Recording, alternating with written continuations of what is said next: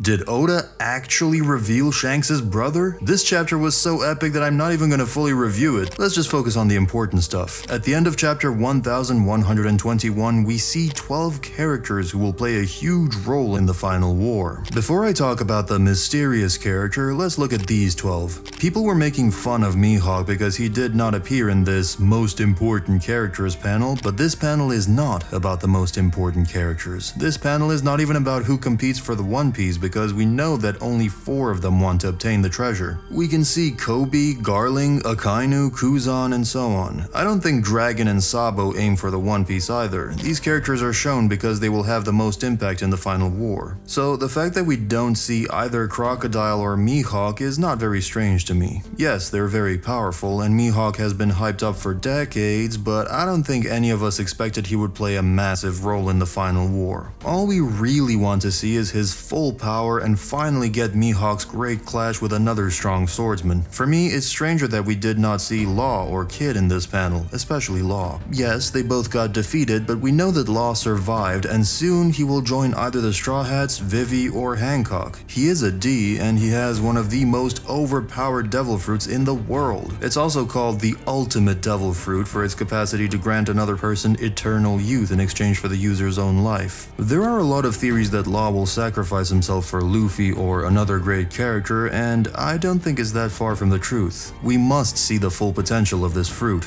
Oda does everything for a reason, and he would not hype us up with this for nothing. Hopefully, besides these 12 characters, Oda has other important pirates on his mind as well. Law, Boa Hancock, Don Flamingo, NL, Robin, Vivi, Nami, and so on. There are still a lot of mysteries around these characters, and I want to believe that Oda will show every detail until the end of One Piece, especially NL and Nami. What did NL find on the moon? Is Nami actually a princess? Maybe even Nerona? Let's wait and see. As we can see, King is back, but how badly did Zoro cut him? Why is he still in bandages? Green Bull attacked him too, but he was already bandaged before that. It wasn't hard to guess that King would be alive because Oda wouldn't kill the last member of a race. Queen definitely isn't dead either. He will probably join Caesar and Judge. Luffy and Bonnie fighting Saturn was very emotional to see as well. Bonnie says she believes in the existence of gods, and her faith is rewarded by Nika himself backing up her effort. Her attack may not have done much, but that doesn't matter. Her faith is what defeated Saturn. Saturn is pierced and he was falling in the water. I wonder if he's immune to water as well. If he is, I don't even know how the Gorosei could be defeated. The only answer that comes to mind is that they are connected to Imu, and without defeating Imu, they won't die. Now let's talk about the mysterious character. In my opinion, there are only 2 options. Either he is connected to Shanks, or he is a Shimotsuki and connected to Zoro. He may even be the man with the burn scar. I'm sure that Oda wouldn't introduce a random new character in a panel like that. Most people suggest that he could be Shanks' evil brother. That scar theory supports this idea. Some even say that he has Zebek's sword, so it may even be more complicated than you think. Of course, Shanks is one of my favorite characters, and I want more hype around him, but for now, I think that the chances of this character being from the Shimotsuki clan are higher. First of all, he looks more like Zoro than like Shanks. The way he holds this sword reminds me of Shimotsuki clan members as well. Also, in these 12 characters, there are 5 good ones and 6 bad ones. We don't know what Kuzan is doing currently, but he is a former Marine, and now he's a Blackbeard pirate. So there's no way I can count him as a good one, even if he has shown some kindness to other characters. At least we can agree that his actions are very confusing. That's why I think that the 12th character must be somewhat confusing or kind as well, and Shimotsuki fills this role perfectly. We still don't know anything about Zoro's past. Yes, it was revealed in SBS that Zoro's father died years ago in a fight against pirates, but this small backstory is nothing for an important character like Zoro. Look at Sanji, for example. We know every detail about his childhood. I believe we'll get a great backstory for Zoro as well, and that's where Oda will introduce this new character. Either Shanks' brother or Zoro's relative. I am nearly sure that this character is the man with the burn scar. As I mentioned, this panel showed the characters that will play a huge role in the final war, and a man with a burn scar has been mentioned a few times after Wano. They say that he has the last road poneglyph, so he'll be very important in the future. That's why it seems logical to me that Oda would show a silhouette of him in this chapter. One of the things I'm most excited about in this chapter is the return of Wiper. It's not a coincidence that they're the only ones not hearing the broadcast. Oda has big plans for him. Will Wiper return? And what could his future role be? Since Skypiea ended, the last 2 times we've seen Wiper have been through cover pages. In chapter 425, we see Wiper and the Shandians working on restoring the forest, and in chapter 648, 2 years later, Wiper and his crew have new outfits, and they stand guard at what seems to be God's new palace. At first, this doesn't seem to give us much indication toward his future role, but let's take a closer look. One thing that Oda seems to be highlighting is his arm tattoo, a wheel with 8 spokes. This is likely based on the symbol of the Dharma Chakra, or Eightfold Path. The symbol and philosophy of the Dharma Chakra are rooted in the religions of Hinduism, Buddhism, and Jainism throughout East Asia. Other references to Buddhism also appear in Skypiea, such as the references to Kami. This is the title given to the leader of Skypiea. Kami can be used to refer to God, and this is represented through Enel presenting himself as a literal god. However, it is more generally used to refer to spirits and souls. This is also represented through the Shandians' belief in the ancestor trees and the golden bell. A human can become a Kami after death, but a tree, rock, plant, or painting are equally a Kami. We see this not only represented through Skypiea's ancestor trees, but also the voice of all things. The ringing of the golden bell not only represents sending a message to the ancestral spirits, but also a declaration of holding to the ancestral duty of protecting the poneglyph. If you think that sounds vaguely familiar, it is because protecting the poneglyphs was part of the mission left behind by Nefertari D. Lily. It seems the Shandians of the Void Century fought against the enemy to fulfill Lily's last request. When Robin found the ruins of Shandora, her investigations led to the discovery that the city had been destroyed in the effort to protect the poneglyphs. All of the city's books were burned and their entire history was erased. This connects to the words of Professor Clover from back in chapter 395 during the O'Hara incident flashback. Clover confronted the Gorosei about the truth of the purpose of the poneglyphs and how they represent a desperate last attempt to maintain the message. The erasure of Shandora's history in the aftermath of the war is an example of the voices of the past being vanquished.